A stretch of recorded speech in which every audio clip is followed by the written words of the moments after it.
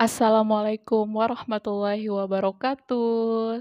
Selamat pagi, selamat siang, selamat malam untuk teman-teman semua. Apa kabarnya? Semoga semua dalam keadaan sehat dan bahagia. Sesuai janji, kali ini saya ingin membuat video tentang seri psikotes BUMN. Sebenarnya ini adalah bagian yang ketiga, yaitu tes Kraepelin.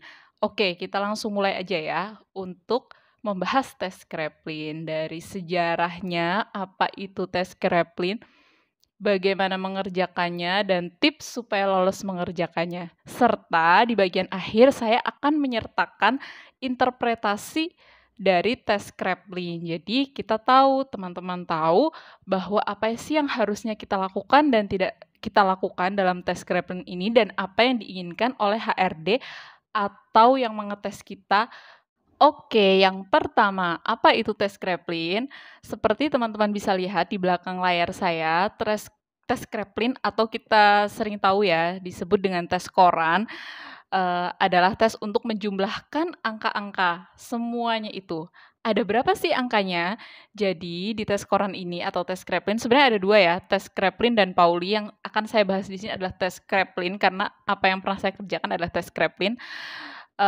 Jadi ada 45 lajur dan 65 baris atau 45 kolom dan 60 baris, dari angka-angka ini ya. 60 baris itu berisi dengan angka-angka yang diacak antara 0 sampai 9, jadi hanya 1 digit.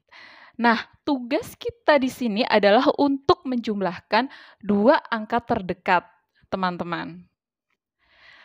Tugas kita adalah untuk menjumlahkan 2 angka terdekat dalam jangka waktu tertentu. Sekarang kita coba ya, teman-teman perhatikan lembar tes Kraepelin yang ada di belakang layar saya. Kita disuruh untuk menjumlahkan dari bawah ke atas. Misalnya 7, 5, 0, 5, 7, 3, 7 terus ke atas ya. Jadi kita akan menjumlahkan dulu dari lajur yang pertama, 7 ditambah 5 berarti berapa? 7 tambah 5 adalah 12, maka teman-teman akan tulis 2, begitu. Terus 5 tambah 0 berarti 5 kan? Teman-teman tulis 5. 0 ditambah 5 berarti 5, teman-teman tulis 5. 5 ditambah 7 lagi berarti 12, teman-teman tulis 2 lagi, tulis, suku paling belakangnya ya. Kemudian 7 ditambah 3, kan 10, teman-teman tulis 0, begitu seterusnya sampai ke atas. Nah, di dalam tes Kraepelin ini waktunya ditentukan ya teman-teman, jadi untuk satu lajur, waktu yang dikasih itu adalah 30 detik, gitu. Jadi selama 30 detik itu, kita akan sampai ke berapa. Nah itulah tes Kraepelin atau tes koran yang sering sekali digunakan untuk seleksi masuk perusahaan ataupun universitas, baik BUMN, universitas negeri, swasta, bahkan, perusahaan swasta seperti itu, banyak sekali dan tes Kraepelin ini banyak menjadi momok yang menakutkan bagi banyak orang karena, syarat untuk lulusnya itu susah gitu. Nah, saya di sini ingin berbagi tips, selain berbagi tips, menjelaskan juga sebenarnya apa yang dimau dari tes Kraepelin ini. Itu tes Kraepelinnya ya. Sekarang kita bahas sebenarnya apa sih tes Kraepelin. Jadi dari sejarahnya tes Kraepelin ini, dikembangkan diambil ya namanya dari seorang psikiater yang menemukan tes jenis ini bernama Emily Kraepelin. Tes ini adalah tes psikotes kerja yang dikembangkan pada awal abad ke-19. Sebenarnya sebelum digunakan untuk tes, psikotes masuk kerja ini, tes Kraepelin digunakan untuk membedakan ya, untuk membedakan Eee, kondisi mental seseorang, gitu. Digunakan untuk membedakan kondisi mental seseorang. Jadi, awalnya tes Kraepelin ini digunakan untuk mengetahui kondisi mental seseorang yang normal dan mengalami gangguan mental. Namun dalam perkembangannya, tes Kraepelin digunakan untuk, seleksi masuk tentara awalnya, angkatan bersenjata, kemudian sekarang digunakan secara luas di seluruh dunia sebagai tes, kepribadian untuk, masuk perusahaan gitu. Apa sih yang dinilai dari tes Kraepelin ini sebenarnya untuk mengukur, eee, apa namanya, konsentrasi seseorang dalam jangka pendek dan ini bukanlah suatu tes intelijensi, seperti itu teman-teman. Jadi ini tidak mengukur seberapa pintar kita, tapi mengukur aspek lain yang nanti akan saya jelaskan dalam, interpretasi tes Kraepelin di akhir video ini. Oke, sekarang tips untuk mengerjakannya. Kalau teman-teman bertanya, "Apakah kok saya ngasih tips sih? Emang saya, pernah tes Kraepelin, emang lulus?" Ya, saya sharing, saya pernah mengerjakan tes Kraepelin ini yang secara formal ada 2 kali. Yang pertama adalah di tahun 2009 dalam, USM ITB, ujian masuk, USM terpusat ITB. Alhamdulillah lulus tes Kraepelin ini.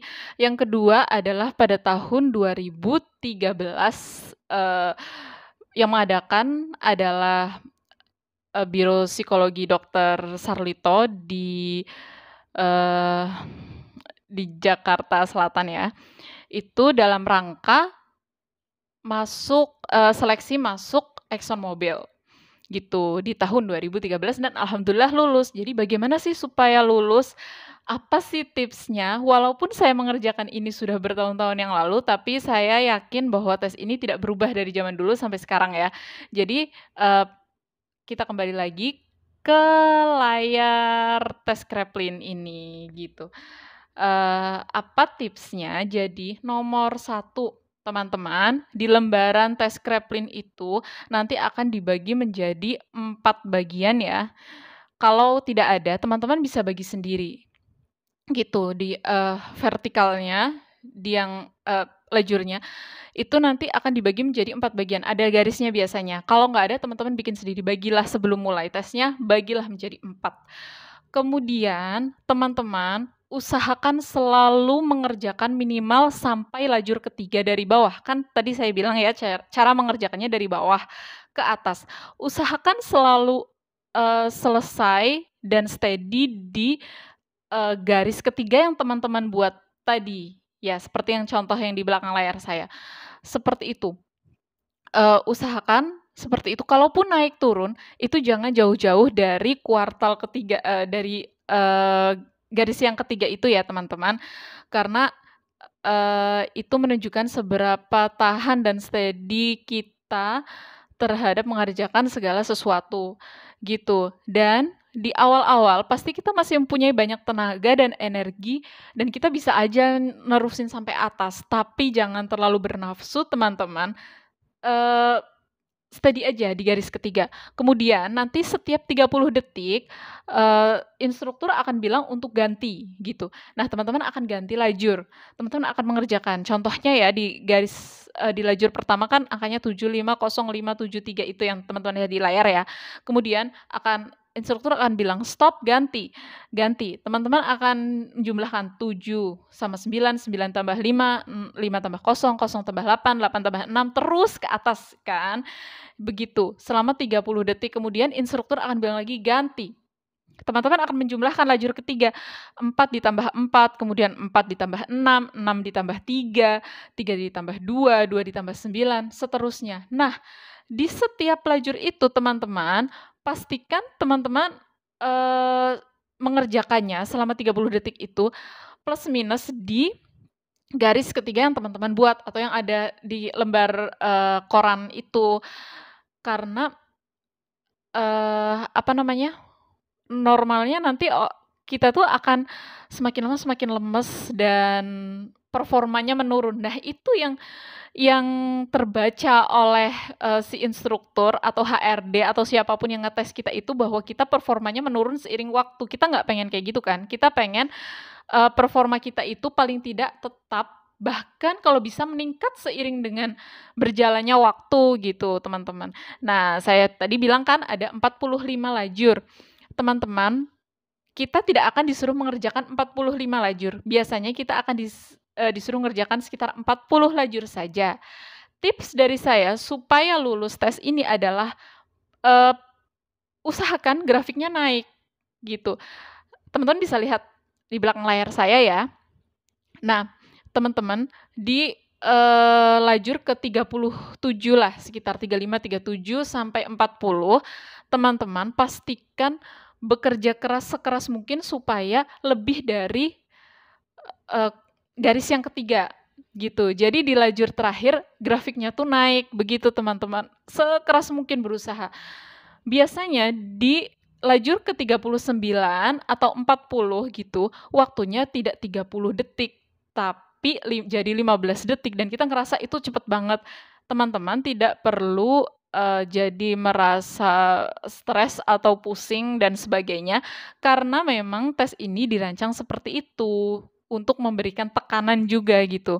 Jadi kita ngerasa kekurangan waktu, padahal memang tidak ada waktu yang cukup untuk mengerjakan semua itu, gitu teman-teman. Saran lagi dari saya teman-teman, kalau yang tadi kan tips itu pada saat hari H mengerjakan ya.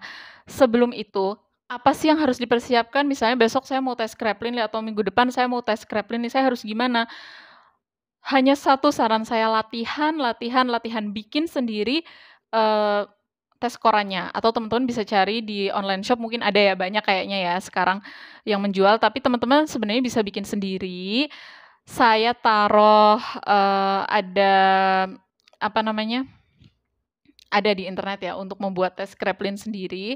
Saya taruh linknya di description box, nanti teman-teman bisa kunjungi link tersebut, kemudian teman-teman mau naruh berapa lajur, berapa, baris dan sebagainya. Begitu terus print sendiri, kalau bisa di kertas A3 atau kalau nggak bisa ya di A4 2 kali gitu. Terus latihan teman-teman, latihan. Latihan adalah kunci utama, latihan latihan latihan, kemudian, satu latihan ya, latihan di rumah, bikin sendiri, print sendiri, latihan. Dengan seiring berjalannya waktu, teman-teman akan bisa menyesuaikan bahwa, teman-teman bisa menjumlahkan sampai dengan ke garis ketiga, garis kuartal yang ketiga itu. Dan di akhir-akhir teman-teman, kalau banyak latihan, pasti bisa untuk meningkatkan performa di lajur-lajur akhir gitu. Itu ya, kuncinya cuma satu latihan. Untuk membuat tes Kraepelin sendiri, saya taruh di description box. Kemudian, bagaimana ya interpretasinya? Jadi, walaupun ini, yang dinilai nanti grafiknya seperti apa, apakah naik, apakah turun, atau sebagainya, kita nggak boleh asal-asalan dalam menjumlahkan teman-teman, memang harus betul. Teman-teman bisa lihat di belakang layar saya ini.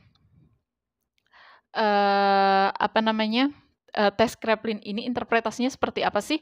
Yang satu, pertama ya, hasil penjumlahan angkanya rendah dapat mengindikasikan gejala depresi mental. Yang kedua, terlalu banyak sering salah hitung dapat mengindikasikan adanya distraksi mental. Yang ketiga, grafiknya menurun secara tajam dapat mengindikasikan epilepsi atau hilang ingatan sesaat waktu tes. Yang keempat, ritme atau grafik yang terlalu besar antara puncak tertinggi dan terendah dalam grafik yang teman-teman membuat tadi, itu dapat mengindikasikan adanya gangguan emosional. Makanya kita nggak pengen kan hasil tes kita itu diinterpretasikan seperti itu oleh HR, oleh, recruiter gitu kan. Jadi kita harus bisa sestabil mungkin dan grafiknya, naik secara perlahan terutama di bagian-bagian akhir. Seperti itu teman-teman. Sebagai tambahan, apa sih yang diukur dari tes Kraepelin ini? Pertama adalah daya tahan. Tentu saja ya, daya tahan, kita sebagai orang yang dites mengerjakan banyak sekali angka seperti itu. Yang kedua adalah aspek kemauan, masih mau nggak sih ngerjain seperti itu, sebanyak itu, dan terus. Karena normalnya orang akan lelah dan capek dan grafiknya jadi turun. Yang ketiga adalah aspek emosi gitu, selain konsistensi, motivasi, itu, tes ini mengukur juga aspek emosi, bagaimana pengendalian emosi kita ketika, diberikan pekerjaan atau tugas yang berat dan banyak. Itu yang ketiga, yang keempat adalah penyesuaian diri. Bagaimana kita menyesuaikan diri terhadap tugas yang banyak dan menumpuk. Yang kelima adalah stabilitas. Seperti saya bilang tadi teman-teman, ketika mengerjakan harus stabil. Begitu. Baik teman-teman, itulah sedikit tips dari saya untuk mengerjakan tes Kraepelin. Jika teman-teman benar-benar mengimplementasikannya, menerapkannya, insya Allah lulus dalam tes ini dan tidak ada yang perlu ditakutkan karena sebenarnya tes ini bukan tes intelijensi dan ini hanya untuk mengukur keadaan emosi kita dan bagaimana daya tahan kita terhadap suatu pekerjaan. Sekian dari saya. Saya akan lanjut seri psikotes ini di part keempat. Tunggu video selanjutnya. Terima kasih telah menyimak. Jangan lupa untuk subscribe. Terima kasih. Assalamualaikum warahmatullahi wabarakatuh.